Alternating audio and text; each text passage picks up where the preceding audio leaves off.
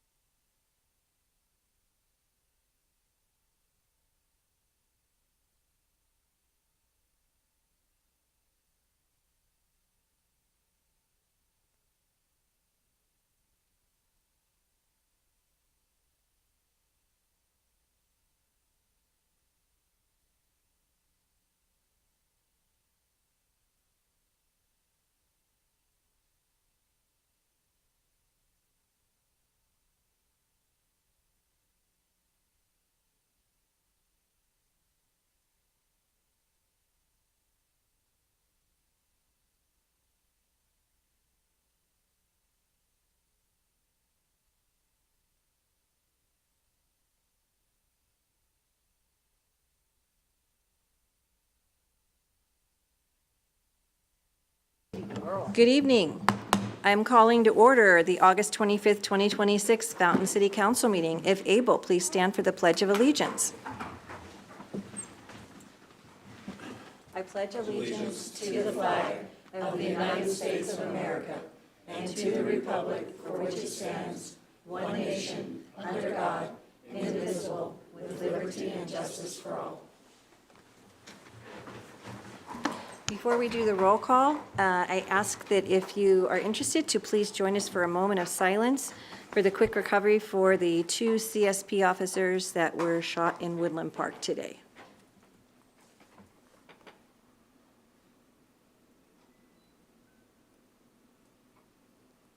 Thank you. Madam Clerk, roll call, please. Mayor Thompson. Here. Mayor Pro Tem Estes. Here. Councilmember Veerhoff. Here. Councilmember Geek. Here. Councilmember Rick. Here. Councilmember Herzberg. Here. Councilmember Ruffinack. Here. I have 7 members present. Thank you very much. That takes us to item 4, public to be heard. Citizens may address the council on items that are not on the agenda.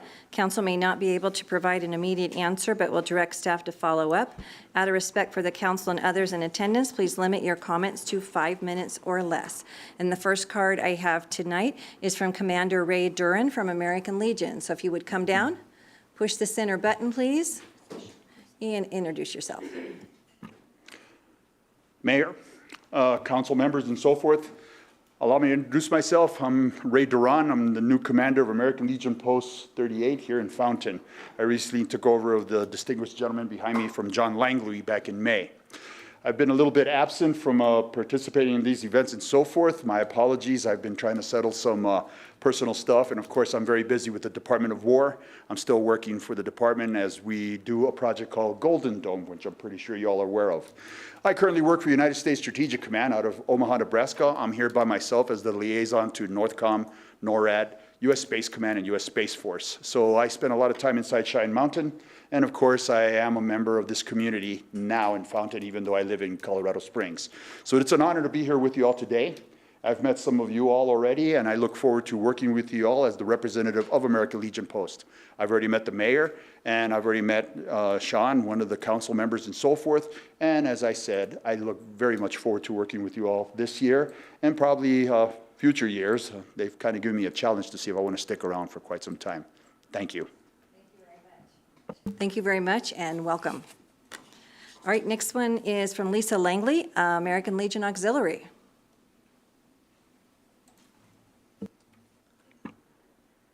Good evening, Madam Mayor and City Council.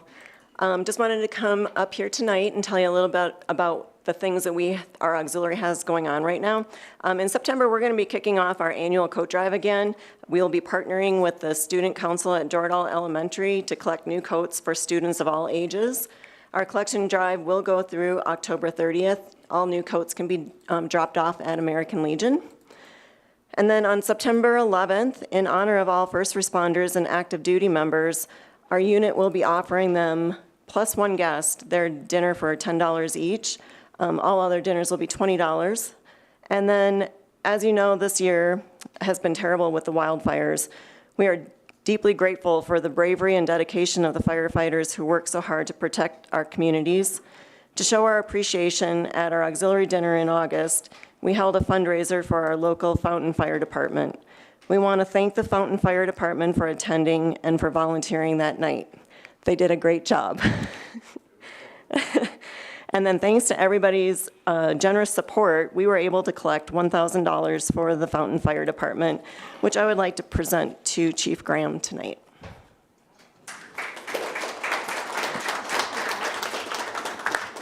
Thank you very much. Are we going to get photos here? Hang on a second.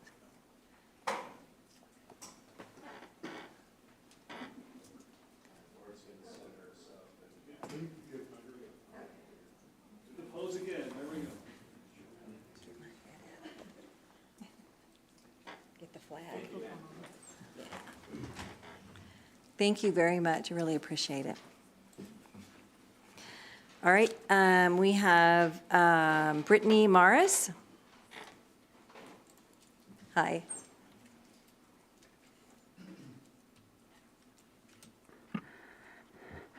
Hello, good evening. My name is Brittany Maris. Brittany Maris Halito. I greet you in my Navajo and Choctaw language. I stand before you as a community member of my hometown. I am a Indigenous community member who has a book club, participates in powwows, and educational services are outside my line of work. And so today I come to this council to respectfully ask the City of Fountain to recognize October 12th as Indigenous Day. I am a little bit more familiar with the proclamation process, and I understand that I do have to go through that, but I'd like to come before you and greet you humbly, and so you know who I am. My story is rooted here deeply in Fountain. My father, who is a Choctaw man, and my mother, as a Navajo woman, came here to Fort Carson in '93. And he retired from here. I raised my daughter here. I went to Abrams Elementary, Carson Middle School on Fort Carson. I would have went to Fountain Fort Carson, and instead I went to Fountain Valley, where my daughter graduated as well. I am happy to be a proud Fountain resident for a good majority of my 39-year-old life. And so I speak with you about recognizing Indigenous Day just because, again, this is my home. My father, as a veteran serving his 18 and a half years, he was honorably discharged medically. But this is our home. Native Americans have historically served in the military field at one of the highest rates per capita at any rate in ethnic group. And we recognize this even long before we became citizens in 1924. This history is particularly meaningful for me since this land was on Ute land along with the other tribes, Southern Ute, Mountain Ute. Again, I am Diné. My home, my ancestral home is where my mother and my ancestors live, and they still reside there on the reserve on the Navajo Nation. My father has retired, and he went back home to Oklahoma. And like I said, I am here, and I see my family. My little niece, she goes to Fountain Fort Carson. She benefits from Title IX, but also she has a sense of loneliness. She asked me to make some skirts to learn a little bit more about Choctaw hymns, and I want to see my community a little bit more embrace our Indigenous history. We're not asking to erase history, but to simply talk about it, to simply acknowledge these things. And I believe that in my community that is possible. I have hope and optimism for it. And so with that being said, I know I don't want to take up too much of your time, but Like I said, we are raising families here. We're serving our communities. I am a part of the Leadership Pikes Peak Advisory Council. I serve with the El Pomar Elevating Leadership Development Native American Advisory Group. I volunteer for She Jumps, which is a nonprofit group because we're trying to get BIPOC individuals outdoors. There are so many obstacles for us, and how do we show up? We show up by hearing your voices and learning from one another. So I really appreciate everything that this council does. I have a lot of belief in it. I have a lot of hope in it, in each and every one of you. So I hope to see all of you a little bit more in my future. And again, thank you so much for your time. Again, please don't hesitate to reach out to me if you have any questions. Thank you. Thank you so much. And you might want to connect with Councilmember Estes down there on the end. She's on the Fountain Historical Society and the museum. So you might want to, but you've connected with Joni on how to do the process for it. Perfect. Thank you. Thank you very much. I'm always impressed when people speak more than one language, let alone another two. So that's great. All righty. That is all the cards we have tonight. That takes us on to presentation. Police Department update. Chief Christiani. Thank you, Mayor, and good evening, Mayor and Council. Glad to be here tonight just to give you a brief update on the police department as we stand tonight. I do want to first mention that you talked about the 2 troopers that were shot this morning up in Woodland Park, and I just want to let you all know that we do have a detective on the U.S. Marshal Task Force. They were called this morning. The U.S. Marshals were to go assist in the apprehension or the search for the suspect. I sent that officer's permanently assigned to the U.S. Marshals Task Force, and I sent our 3 other DICE detectives up there to go assist. I mean, I didn't send them, they just went. I knew they were there. And so they assisted with the locating of that suspect. So, yeah, and from how I understand it, both troopers are recovering from their injuries. So thank you for that. So let's get started. As you can see here on the first slide, this is our new 2026 Ford Explorer.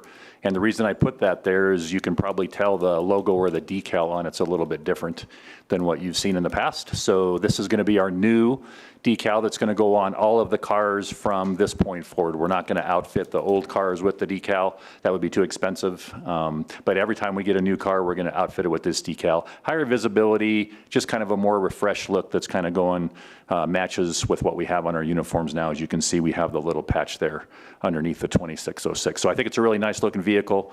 That Ford Explorer is slightly less expensive than the Tahoes that we had. This vehicle has just now become back into production 25, 26, so that's how we were able to get these. So you'll start seeing those on the road. Hopefully I can debut that for the Labor Day Parade. Next slide, please. One of our hot topics, as always, is staffing. Right now we're sitting at 63 officers, and as you all know, 11 of those are school resource officers, mostly funded by District 8. We've got the 2 Beacon clinicians and 8 detectives, the four normal detectives we have that handle all the cases, and then, of course, the DICE detectives that handle all the community engagement events and things like that. So that leaves us with 3 open positions. I can tell you we've got 1 in the pipeline now that we're putting in the backgrounds or is in backgrounds, and we're going to open up another process here probably in the next couple of weeks. So we're really hoping to get fully staffed here as soon as possible by the end of 26 is my goal. With that said, the next bullet point there talks about future staffing. With all the new homes and businesses that are projected to be coming, you know, we're going to have to increase the sworn officers that are protecting this community. The 66 that I have now are sufficient, and we do well. But when we start pushing with all of these businesses and homes that are going to be built on the eastern part of town and these new developments that are anticipated, I want to be ahead of that curve, and I don't want to wait till it's too late. So I'll be coming to you around 2029 budget cycle for maybe those positions, but we'll evaluate that as we go. And at the bottom bullet point there, we talk about civilian positions becoming more efficient and saving money. So what we're doing right now is we're kind of consolidating a lot of work that has been done through many different positions in Fountain throughout the years. And just with new systems, it's not so much that we don't need the employees, we need them. It's just different systems now are making it more efficient for us to do things better. And so For example, my assistant Lisa has been tasked with not only being my assistant, but she's the PIO, and she does so many administrative things within the department that are really unnamed. But it's in order to not have to hire another person, another additional spot when Lisa has enough bandwidth, and she does quite well at it. And we have that across our civilian ranks. So we're really trying to hone that in and figure out what they need to do. Next slide. These are our flock stats for 2026. Right now, for 2026, we've got 41 fountain cases resulting in 32 arrests and about $100,000 in property returned to the victims. That is including their vehicles and all the property within. In most of the stolen cars, we're either finding drugs and stolen property, and we're able to get the stolen property, of course, back to the victims. So that's key for us, especially their vehicles. Getting the vehicles back after your vehicle's been stolen and getting it back to you in working order really helps down the road with just insurance companies and all of the stuff that goes with that. Since we've started Flock in 2024, as you can see, we've had 77 fountain cases resulting in 63 arrests and $225,000 in property returned to the victims. 16 of those cases have had illegal drugs in those vehicles, and 8 of those had fentanyl. So that's a concern of ours. You will hear that across the country, fentanyl deaths are on the decline, which is good. There's been a huge push across the country for that in many different aspects. Law enforcement is just one of them.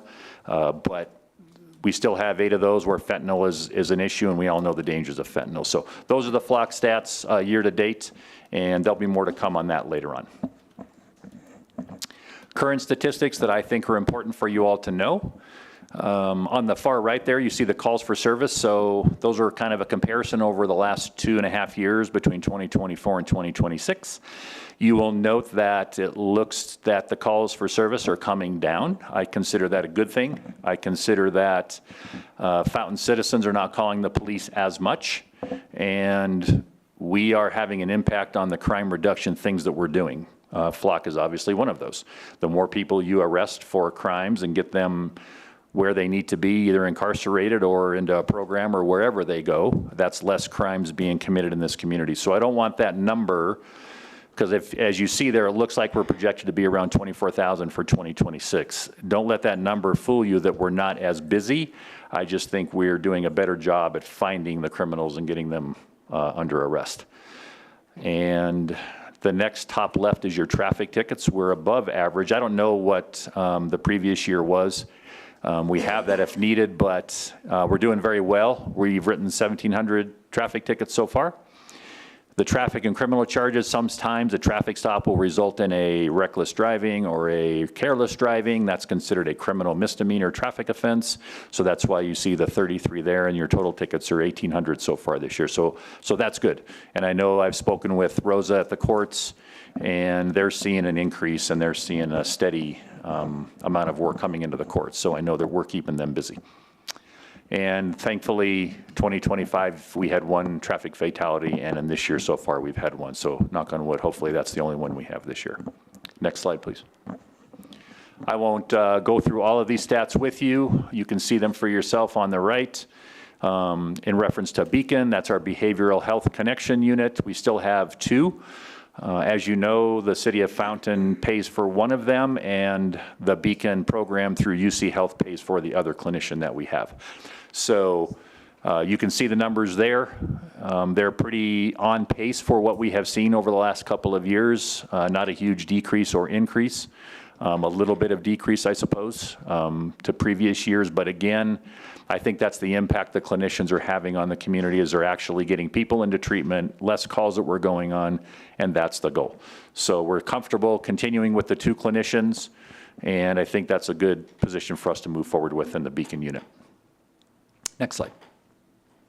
So just a couple of highlights and upcoming events that we have. As I've spoken to you about before, and I'll get into more detail at a work session at a future time, Axon's coming online through CSPD. We, as you know, are a partner agency with CSPD, and all of our technology as far as police reporting and data collection, and without CSPD, we would have to have all of this on our own. Our Axon system that we are getting will be our own, but we wouldn't have been able to do it without CSPD putting the pressure on Axon to include the smaller agencies in this region. CSPD signed a long contract with Axon, but they wouldn't sign it without them agreeing to deal with Fountain. Because Axon, for Fountain and the 66 officers we have, it's not a big deal for Axon. They're not terribly interested in that. They want the big agencies, but because CSPD helped us with that, we're able to get into the Axon system. So that's going to improve a lot of our systems internally, and that's what I was talking about on one of the previous slides. K9 Tavi, she's our single-purpose drug dog. Some of you may or may not have met her. I'll probably invite Officer Fouts to a meeting so you can meet Tavi. I forgot the breed. However, she's full of energy. She is a single-purpose drug dog for the schools. Officer Fouts took over that with her, and his first couple of weeks in the schools is Tavi's first work. So she's a work in progress. She's a puppy. So she is a little excited, and so working around the students and all of that is a work in progress, but she's doing very well, and so is Officer Fouts. And as you know, he replaced Boomer and Officer Warden, Sergeant Warden, because she's now in our patrol division. I needed her experience to be in patrol, so she's assigned there, and Boomer is retired now and at home with her. So a couple of things that we're doing for the rest of the year. As you all know, Fountain Fall Festival coming up September 7th. We're going to supply many officers for traffic control, scene security, and security over at the park, as well as we just like participating in that because it's fun. October 3rd is the Colorado Truck Attack, the PPIR. That's going to be our last event that we're ever going to do out there. We believe that's going to be our last event. That's the last one they have scheduled before that property gets turned over to different hands. October 18th, Nightmare on Main Street. October 23rd is the ever-famous Trunk or Treat that gets bigger and bigger every year. So we always have enough officers to support that. And then, of course, November 20th is the tree lighting. So with that, that's a very brief and rapid update. I can field any questions if you have any. Any questions or comments from anyone? Go ahead. Yeah, back on the numbers of like calls and arrests and things like that. Yes. Can you help me understand how flock influences those numbers? Because oftentimes you're taking action and there was no call. How does flock influence those numbers? Can you guys go back to the statistics slide? Not necessarily. Are you talking the flock slide, Councilmember Hersberg? Yeah, just in general, because I know sometimes if you're catching more bad guys, it can look Yes. like there's an increase in crime, but really it's not. It's because Correct. we're doing a better job. Yes. And there's also not a call for service. Correct. That was initiated by the officer and their machinery. So I'm just trying to Right. wrap my hand around how that influences your numbers. Yeah, so when we have, let's take a flock case, for example. If we have a stolen car, there is a corresponding case number that's already been taken, whether it's from Fountain or whether it's from Colorado Springs or anybody that had a car stolen. We're able to track that through the flock system. And so, yeah, while we have, in previous years prior to flock, we would not have 77 arrests for stolen cars. So that does influence the numbers that says, oh, wow, we have all of this crime happening in Fountain. Well, no, that's crime that was already there. We just were unable to identify it as rapidly or identify it at all. We weren't able to tell you if a car that was stolen in Colorado Springs was floating around Fountain unless we just happened to run the plate for some reason or another. So yeah, while those numbers certainly look inflated, and if I were to give you a percentage of stolen car recoveries in Fountain, that would be hugely inflated from previous years. But that is not an increase in crime or an increase in stolen cars. In fact, stolen cars have gone down over probably the last 10 or 15 years. That has gone down. However, with flock, the ones that are occurring, we're able to capture those quickly. So flock is an example of what appears to be a higher number, but really is not. It's And- more proactive and more officers' technology available to them to capture. Right. And do you internally track flock associated calls Yes. from other calls so that we could essentially look at Yes. what's real crime that's happening in Fountain versus crime that's happening or being caught because of flock? Yes, and flock is very, very isolated in what it captures. It literally captures license plates and related stolen vehicles or another agency that has linked a car to a crime. That license plate will be put into flock and it will capture that.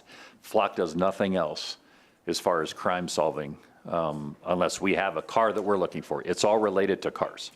And so there's no other thing that Flock captures. So yes, we have a whole separate database that Flock keeps track of everything. All of the stops, all of the reads, all of the data. I certainly have that available at any given moment that anybody were to ask me for it. And then we have our whole separate crime stats that is kept separately of all the other crimes that we deal with. Okay, I mean, it's great that crimes are being prevented. I know that it can muddy the numbers a little bit. Yes. In how it appears. Yes, that's a So good thank question, you. but that is correct, yes. Thank you. Councilmember Verhoff? Thank you, Madam Mayor. I've definitely had a couple of residents reach out to me about how just being scared about Flock. Is there something that you can bring to our citizens to say that this to more or less showcase that we're not trying to infringe on their civil liberties by this? Is that this is just simply to catch crime that has already taken place? Correct. We all know the publicity that's going on right now. And I will tell you that the Fountain Police Department, we actively monitor our officers and their accesses. I've got a team of 3 or 4, including myself, that monitor that on a regular basis. We do not proactively use Flock for any other purpose other than to capture an already existing crime or a stolen vehicle that's been put into the system. I just don't have the time or care to do that. That's not what it's for. That's not what we use it for. I will, Flock itself, and I'll provide this information at a later time at a work session, but Flock itself has enhanced its software. And there's 5 or 6 bullet points that have addressed the issues that are out and about in the public right now that Flock has addressed, improved upon. And a quick example is a license plate used to be retained for 30 days, is now only retained for 7. Flock has, through their statistics, shown that most police officers are looking for a crime within the first 7 days, and then either the crime gets captured or it isn't an issue anymore. And so the need to hold a car's plate in the system for 30 days is no longer. The default is now 7 days. And so that's just one improvement that Flock has done. There's many others, including an audit, including a system that tells me when an officer is running a plate what Flock considers as excessive. The ones that we've identified in Fountain already have been linked to cases, whether they're federal cases or local state cases. And so we've already got a system in place for that. And like I said, I've got a team right now that monitors that on a regular basis. And so to the best of my knowledge, just like any other confidential police database, unauthorized access of that results in severe penalties for that. Thank you. Yes, sir. Councilmember Rick? Chief, thank you for the information. Can you talk to the public about the login screen? You and I had a conversation about, when an officer logs in, it gives him certain warnings, Right. him or her, about what you can and cannot do with the system. Can you convey that to the public, please? Sure. Without knowing the screen verbatim, what it says is, like a lot of our databases do, and it lists out the states specifically that have laws for this, and Colorado is one of those states that has laws prohibiting the unauthorized use of the system. And it's basically a electronic signature. We have several of those within the city of Fountain that our technology services department, as soon as we have an email or sign onto our email accounts or any of our accounts in the city, we are saying that we're going to use that legally and how we're authorized to use it. So Flock has a splash screen that pops up every single time you log in that you electronically sign saying, I, the police officer, am using this for official law enforcement purposes only, and any other purpose other than that is penalty up to criminal charges. And so that's every time an officer signs in, every time on Flock, whether it's on their phone or whether it's in the computer in their car or a computer at the office. Right, any other questions? Back to Beacon. Yes, ma'am. I'm going to try to summarize this and not put a lot of details in it, but I was working with somebody on their program. They're getting together for next month on suicide prevention, and she shared this with me. This person said that they had been at one of her programs and that there was a female cop, I'm putting it in her words, right, there with a big service dog. That would be Hulk. Yeah, and that just really impacted them so much. And the Beacon unit was supposed to come that night, but got busy, and so she shared about it.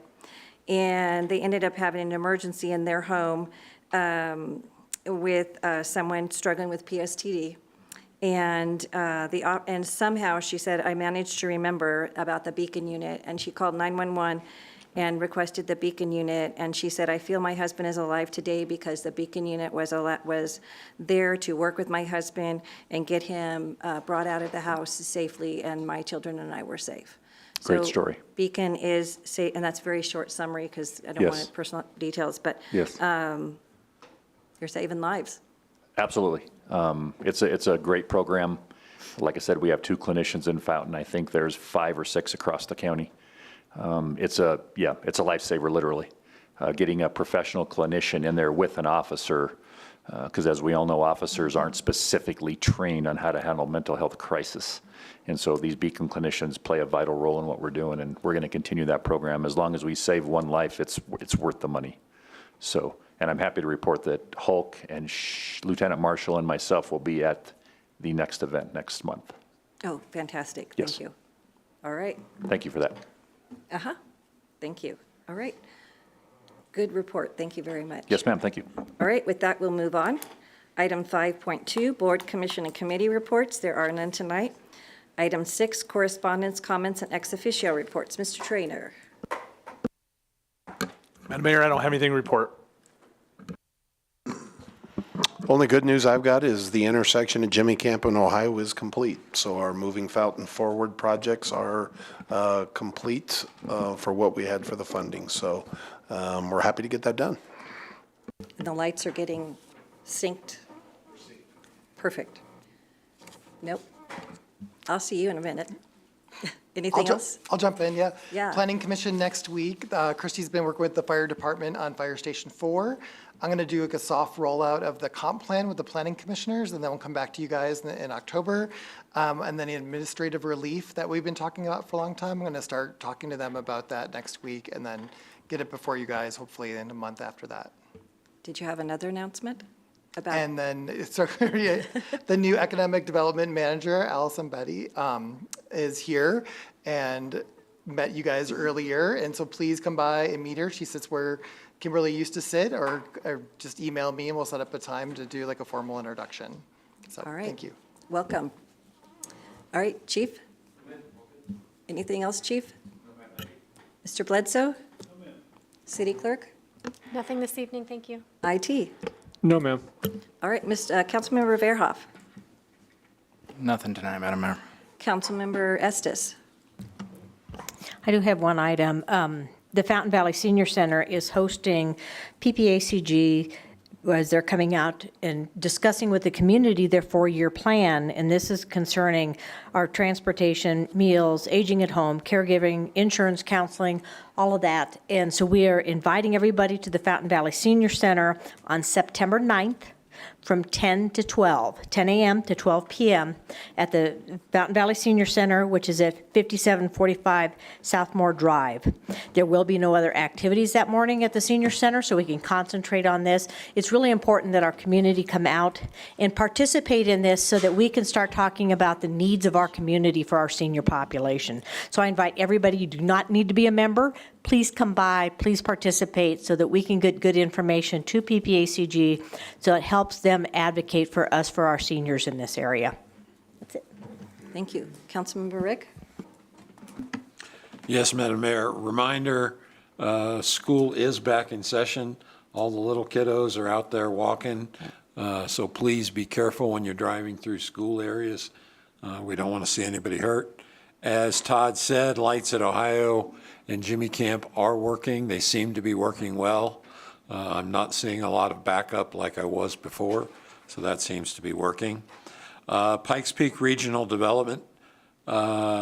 Residential permits in El Paso County are down by 33%, but commercial permits are up by 83%. So we're seeing a lot more commercial coming into the county. Please keep in mind that apartment buildings are considered commercial. So, And as a reminder, just to follow on with Councilmember Estes, Area Agency on Aging, September 9th at the Fountain Valley Senior Center. And that's all I have, Madam Mayor. Thank you. Thank you. Councilmember Ruffinack.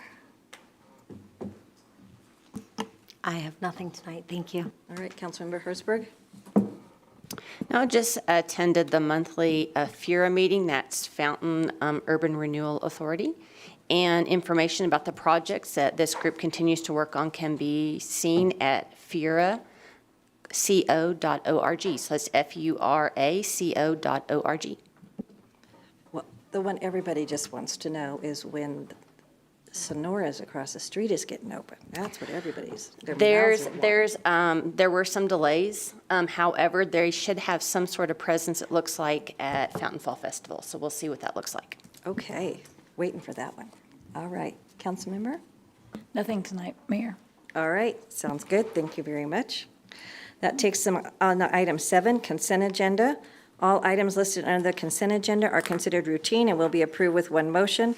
There will be no separate discussion of any of these items unless a council member or a citizen so requests, in which case the item may be removed from the consent agenda and considered separately at the discretion of council. We have items A, B, C, D, and E. What would council like to do tonight? Councilmember Geek? I make a motion to approve the consent agenda. Okay, we have a motion. Do we have a second? I'll second. Councilmember Hertzberg, we have a motion and a second. Any further discussion? Please vote.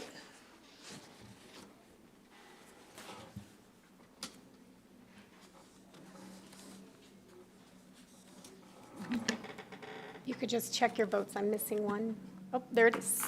7 yes, motion carried. Okay.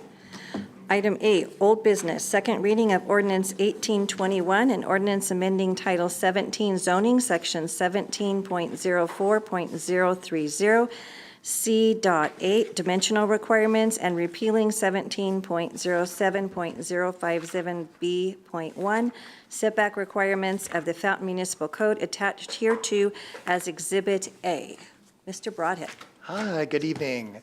So I just have a couple of slides on this, and so just to remind you, I think I started on February 9th, and this came before you on March 17th, so I apologize, I should have coordinated a little bit better with Joni, and I wanted to, I think Councilwoman Hertzberg had some comments in the meeting and made me kind of rethink how to approach this, and so in zoning, there's lots of different ways to solve a problem, and so this way would have met the DOLA requirements for our ADU ordinances, but I thought there were some potential issues with it, so I have a different way I think that might be a little bit better. That's going to be in the next ordinance that's to come.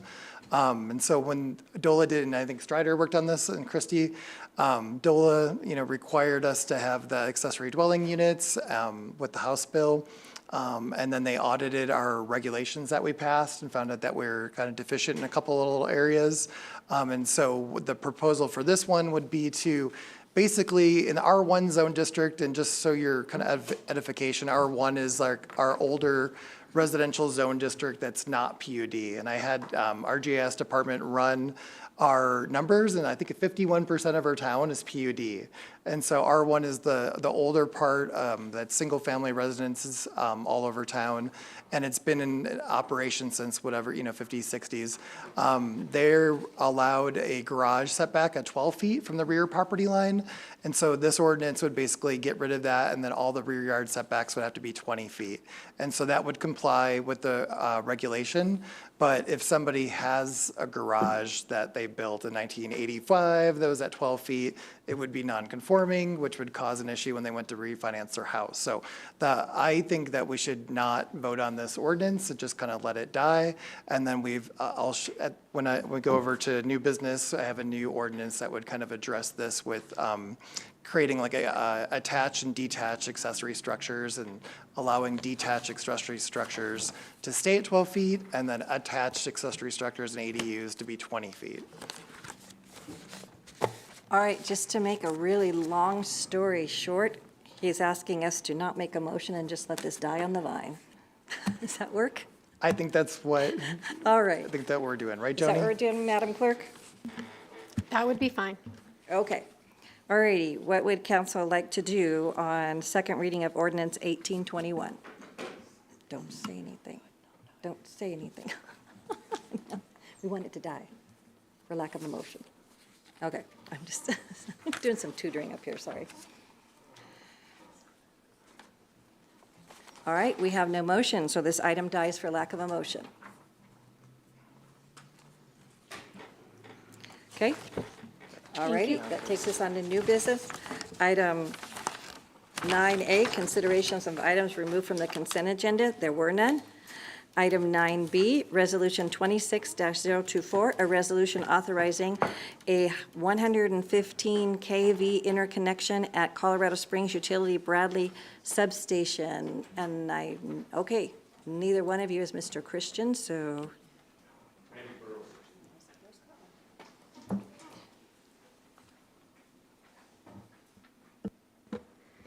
Good evening, Mayor and Council.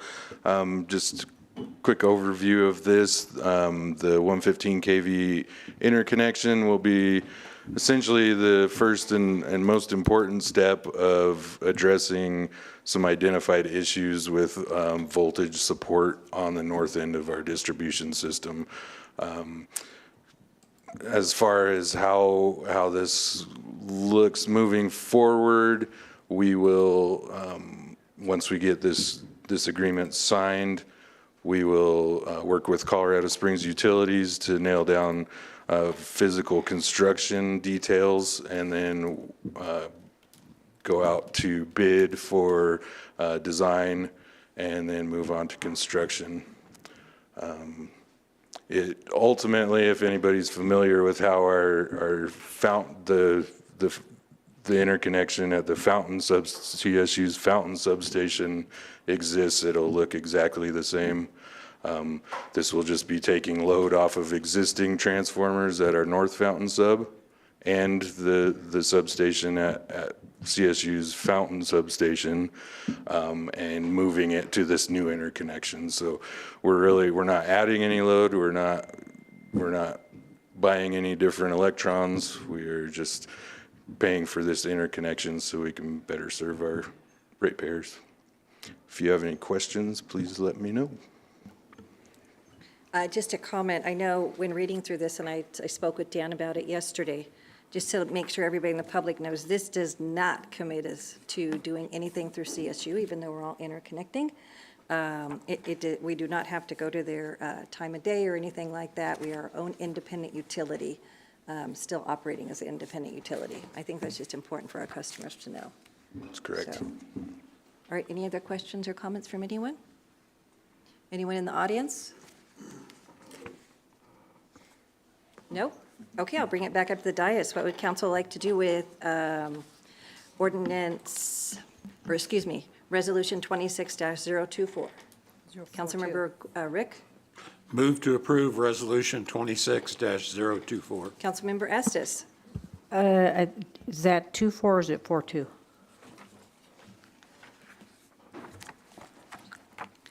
I'll read it again. Resolution 26- Oh, it's typed different on the agenda than it is in the packet, so what is the correct one? That's my fault. Okay. Hold, please, and I'll give you a correction. Sorry, I just read it off the I- agenda. Yeah, it's okay. I did too. So, Which one? if I may, I'm going to get. move to approve Resolution 26-042. 4-2. Councilmember Estes? I'll second that. Okay.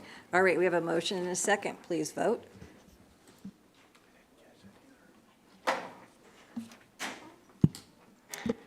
I have 7 yes, motion carried. Okay, item 9C, first reading of ordinance 1824, an ordinance amending Title 17 zoning, Section 17.04.030B.2A and 17.04.030C.8 dimensional requirements, 17.13.070F, and 17.13.070G ancillary dwelling unit requirements of the Fountain Municipal Code attached here to is Exhibit A. Mr. Broadhead. Hello again. Glad we got to get back to it really quickly. So just a little bit of context really quickly. When I started this job and started reading the code, most cities have a really lengthy accessory structure code. We do not have that. I think part of that, I don't know if Strider can chime in too, but we have so many PUDs, they're all individually nested in those PUDs, so we don't have a lot of like free-form residential areas. And so the setbacks for attached and detached buildings are nested in the zone district regulations, and they're not very detailed. Most cities have like 7 pages that tell you what kind of carports you can build and garage and things like that. And so that's just sort of kind of some context. And so this is sort of, I think, my solution. It's a little bit better, and it preserves a lot more private property rights for people in R1. And so this text amendment is fairly small, and it creates a detached and attached accessory structure. So an attached one shares a common wall, and so that could be an attached garage, but it also can be an ADU, and it has to meet the setbacks of a house, which are 20 feet, which are a more severe setback, which makes sense because you have living areas. And then you have a detached accessory structure, which would be like a detached garage, and it also could be a detached ADU or something like that. And that way people in R1, and that stays at 12 feet, which is what it is now. And so people in R1 will still enjoy the same private property rights and setbacks that they've had. And if they have an existing garage they built in 1985, that won't be non-conforming. And then so the main changes is really just rear yard setbacks. And so it creates 2 different categories so that all attached ADUs get treated the same and detached ADUs get treated the same. We sent this to DOLA. They said this does comply with what?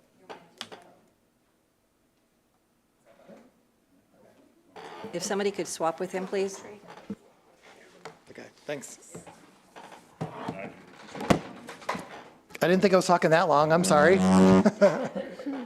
Let's see, where was I? So really, it just comes down to rear yard setbacks, and it just preserves some more rights for people. We already have a pretty severe backyard setback of 12 feet. Most large cities, the rear yard setback for like a detached garage is 5 feet. And so 12 feet's already pretty large, but I'm not going to fight that one right now. We'll just move along and comply with DOLA's ADU regulations. And then there's 2 other small changes in there when DOLA made some suggestions. We have redundancy in our code where we say that everything needs to meet the setbacks of the zone district. Well, it says that twice in there. So one of the changes is to remove it where it says it once.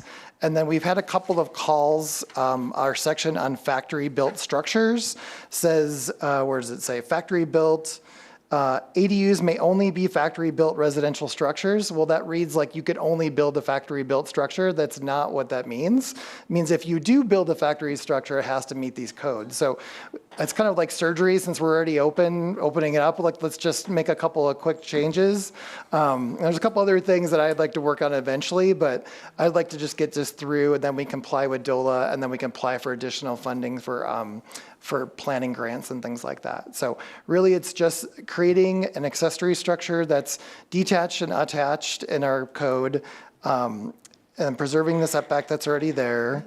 And then the 2 just minor tweaks to the ADU ordinance, which are to clarify factory-built ADUs and just get rid of the redundancy and saying that they shall conform to the setbacks of the zone district they're in, because that's just a general land use rule anyway. Like, you're kind of stating like you can't steal things. Well, you already can't steal things. You don't need to state it 3 times. And so that's my presentation. I'm happy to answer any questions. All right, any questions from any council members? Councilmember Bearhoff. It's not necessarily a question. I really appreciate the work you did on this, Wade, and what you're doing with cleaning up this ordinance. I'm not a big fan of the state telling us what to do, so I won't be supporting this ordinance.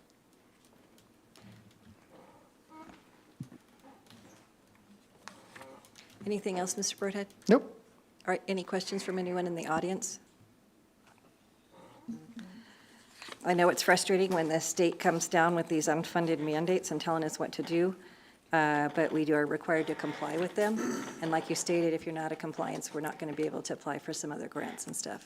One more quick thing. I think you sent me an article when I first started here back in March that the Gazette did ADUs in Colorado Springs. I think they only had 6.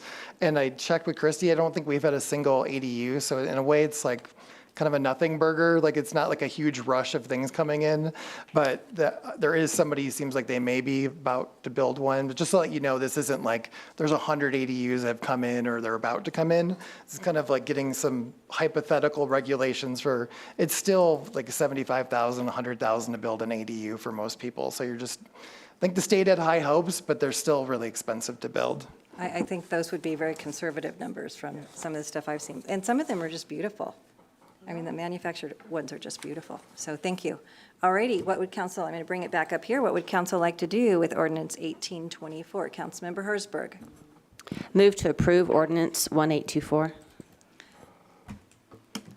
Councilmember Rufinock. I'll second that motion. Okay, we have a motion and a second. Is there any further deliberation? Seeing none, please vote. 6 yes, 1 no, motion carried. Councilmember Veerhoff voting no.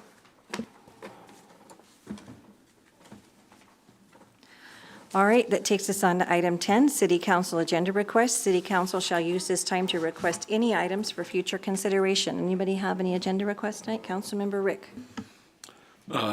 Point of order, Madam Mayor. Don't have an agenda item request.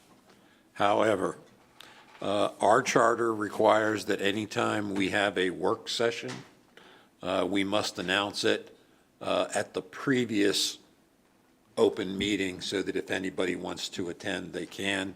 We normally print it at the end of the agenda.